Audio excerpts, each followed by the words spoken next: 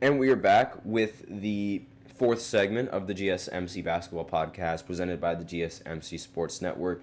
And in this fourth segment, we are going to be continuing on with ESPN's top players in the NBA. We left off with, wait for it, Rudy Gobert, ranked at number 34. And now we're going to do something that I think is going to be really enjoyable. We're going to see how many players ranked below Rudy Gobert are actually better than Rudy Gobert. So let's go ahead. Right? Again, Rudy Gobert was ranked at number 34. So at number 35, we've got, of course, we got Scottie Barnes. Again, one of the more underrated players in the entire NBA. Scottie Barnes is not worse than Rudy Gobert. He's better than Rudy Gobert. Scottie Barnes' production was out of this world when he was healthy. He led the Raptors in points. He led the Raptors in rebounds. He led the Raptors in assists. He led the Raptors in blocks. He led the Raptors in steals. He led the Raptors in three-point makes. He is the best player on the Raptors. There's no reason why he should be worse than Rudy Gobert, who can only play defense and can only dunk the ball. Yes, I understand. Defense is incredibly valuable, but scoring, he is a liability. And in fact, people aren't even scared to go up on Rudy Gobert. He should not have won Defensive Player of the Year award last season over Victor Wembanyama. I will stand on that. He should have not won that award. Victor should have won that award. People are more scared of Victor at the rim than they are with Rudy Gobert now. I'm sorry to say this, but Rudy Gobert should not be ranked higher than Scottie Barnes. And for those of you guys who play fantasy basketball, I recommend drafting Scottie Barnes. His production, he's going to give you a lot of points. He's going to give you a lot of fantasy points because he can get boards, he can get assists, he can get points. He can do basically everything on the court. Anything that you need a player to do, he can do it. And there's really no reason why he should be ranked lower than Rudy Gobert. At 35, it's respectable. I can understand him being ranked at 35. But if that means being ranked below Rudy Gobert, then that is just completely wrong. So that's one player already that should not be ranked lower than Rudy Gobert. Let's see who the next player is. Jrue Holiday. Again, another player who shouldn't be ranked lower than Rudy Gobert. Jrue Holiday, he has offensive production, and he has the defensive production. I know this picture, is a little bit old. He's no longer on Milwaukee. He's on the Boston Celtics. I totally understand that, so don't think I missed that. It's Jrue Holiday. It's the same Jrue Holiday. We know him. We love him. He was but he was second team all defense along with his Celtic teammate, Derek White. So I don't really see, I don't think Jrue Holiday is worse than Rudy Gobert. I think Jrue Holiday is much better than Rudy Gobert, especially at the guard position, because now there aren't that many point guards that really give a lot of effort on the defensive side while still, giving that same amount of effort on the offensive side. And Jrue Holiday's production, it was very, very significant for the Celtics and their success. So I believe that there is more value in having Jrue Holiday than having Rudy Gobert on your team, especially come the postseason, because come postseason, teams already have offensive schemes that render Rudy Gobert useless, not to mention that they also have defensive schemes that also render Rudy Gobert useless. In fact, Rudy Gobert, unless he's standing under the basket, is incredibly useless everywhere on the court. I'm sorry to say this, but that's just Rudy Gobert, and that's the caliber player that he is. And that's what I see with my own eyes. So I don't think Rudy Gobert should be ranked higher than players like Scottie Barnes or Jrue Holiday, or even the next player that comes up on this list, which might be a little bit controversial to some of you, but Trae Young. He is much better than Rudy Gobert, in my opinion. I'm sorry to say this. I know Trae Young is a cone on defense. I know Trae Young cannot play defense whatsoever, but his offensive game is more than enough to carry for his lack of defensive game. And he's made it to the Eastern Conference Finals before, and while I don't think he's better than Jrue Holiday, I don't think I would rather have Trae Young on the team as opposed to Jrue Holiday at point guard. I will say that I don't think that Trae Young should be ranked anywhere lower than Rudy Gobert. It is just that simple. Now, Trae Young, he took a huge drop in the rankings. He was ranked number 27th in the previous ESPN ranking, and now he's dropped all the way down to number 37 in the ESPN ranking. So, again, I don't really disagree with that. I don't disagree with that at all. But if he is going to be lower than Rudy Gobert, yeah, I disagree with that completely. He's just better than Rudy Gobert. It's that simple. Same thing with the next player on this list, which is Mikal Bridges. So far that's four players that should be ranked higher than Rudy Gobert, but aren't ranked higher than Rudy Gobert. Mikal Bridges for the Knicks, previously played for the Brooklyn Nets, and he played in every single game. Like, he always does. He's the Iron Man of today's NBA. He plays in practically every single game. Not to mention his production and his defense is also pretty solid. Now, I do say it's solid. I will admit that last season was one of his weaker seasons as one of the main, as the main focal point of the offense for the Brooklyn Nets. But I don't think he is worse than Rudy Gobert.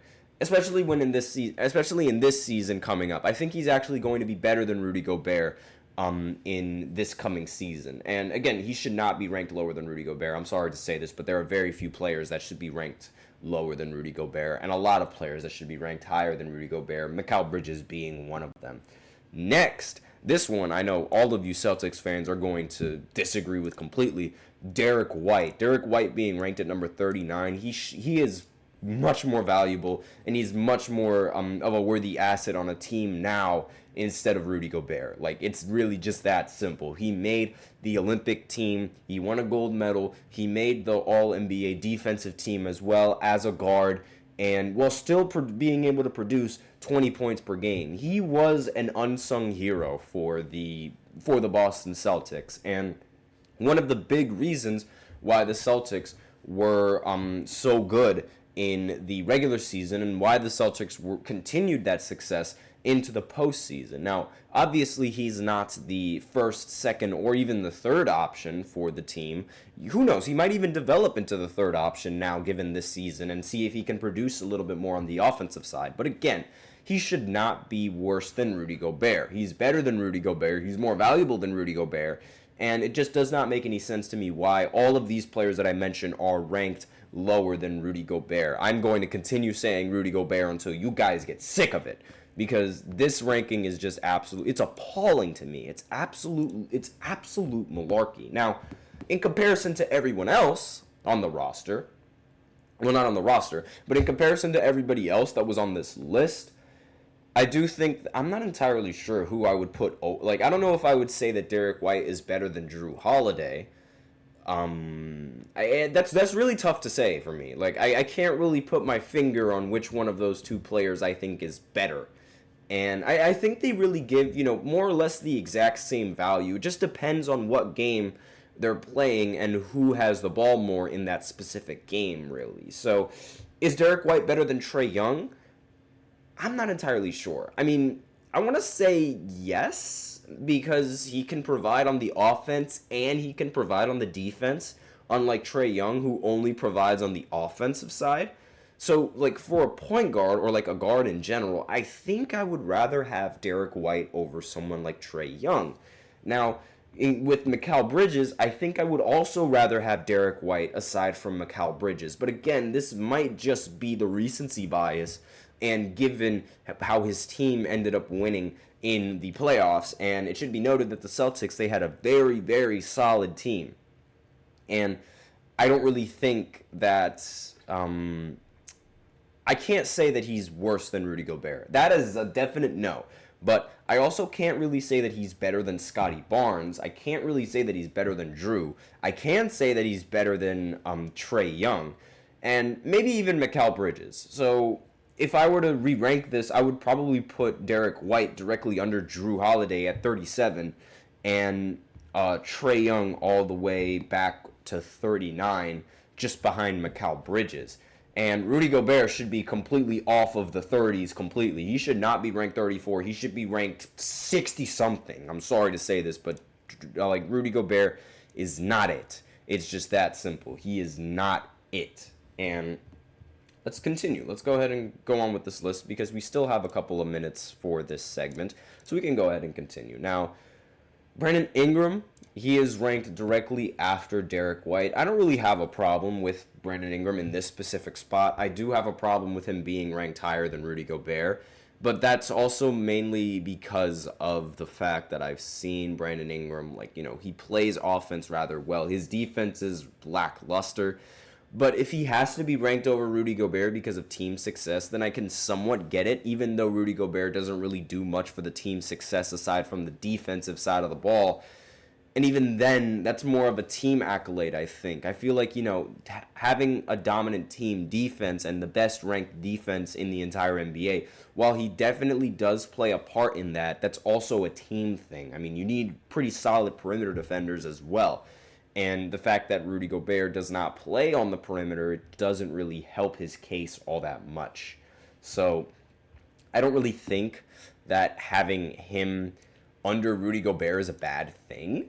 I don't think so, but at the end of the day, I still would rather, if I were to pick which player I would want on my team, if I were to pick which player I think is better, my instincts would immediately say Brandon Ingram.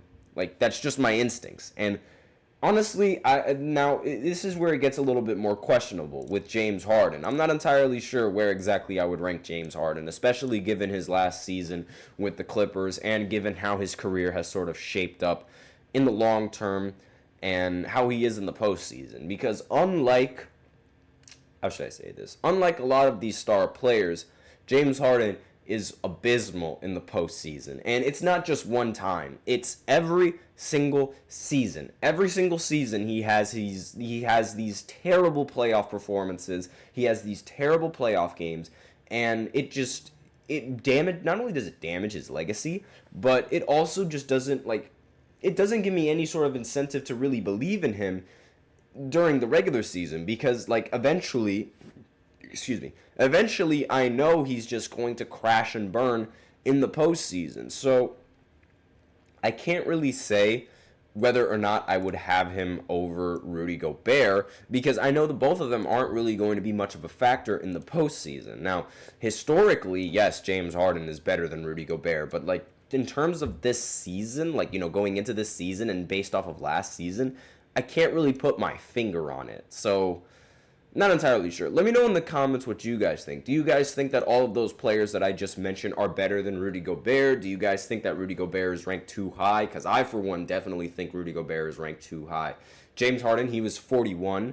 And just, to wrap up and to remind everybody of the players that I went through, James Harden was 41. Brandon Ingram was 40. Derek White was 39. Mikal Bridges was 38. Trae Young was 37. Drew Holiday was 36. Scotty Barnes was 35.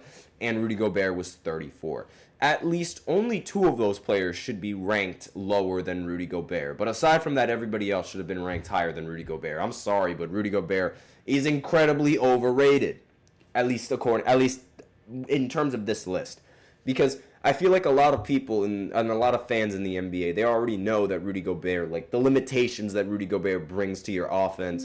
And yes, while he is fantastic on the defensive side of the ball, again, that is some huge downsides on the offensive side, and that's half of the game. That's half of the game. It's played on the offensive side of the court, and Rudy Gobert is just a bust on that side. So that's all that I really have to say. So now we're going to go ahead and go into the fifth segment, where I do a preseason recap of all of the games that went down yesterday. So I'll be right back after this short break. Be sure to stay tuned for that.